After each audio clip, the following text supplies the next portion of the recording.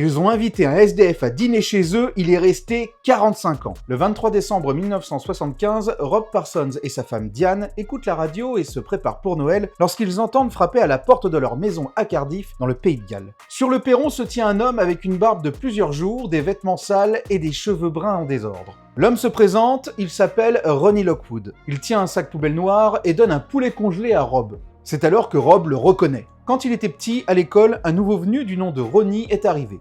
La maîtresse avait précisé qu'il avait quelques difficultés et qu'il fallait bien l'accueillir. Mais Ronnie disparaît à l'âge de 11 ans. On apprendra par la suite que les autorités locales l'avaient retiré du domicile de ses parents et l'avaient placé dans un foyer à 320 km de là. Rob fait alors entrer Ronnie. Le poulet congelé lui avait été offert par quelqu'un pour Noël. Diane rangea le poulet et prépara un rôti pour Ronnie. Le sac noir, lui, contient ses affaires.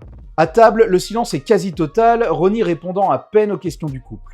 Ronnie part regarder la télé dans le salon, tandis que Diane et Rob décident à voix basse de le laisser rester jusqu'au lendemain de Noël. Ils insistent quand même pour que Ronnie, qui sent fort, prenne une douche pendant que Diane lave ses vêtements. Ronnie les remercie en faisant la vaisselle et en rangeant un peu la maison.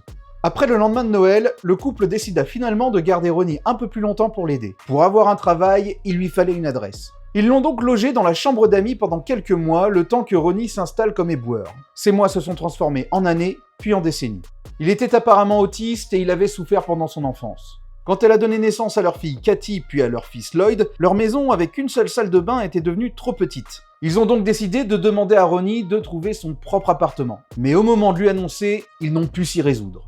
S'il fallait lui rappeler de se laver de temps en temps, il était extrêmement gentil et il aidait à la vie familiale.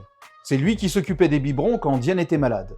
Ronnie a finalement vécu chez Rob et Diane pendant 45 ans. Il meurt d'un AVC en 2020 à l'âge de 75 ans. Et depuis son décès, il manque terriblement à Rob et Diane.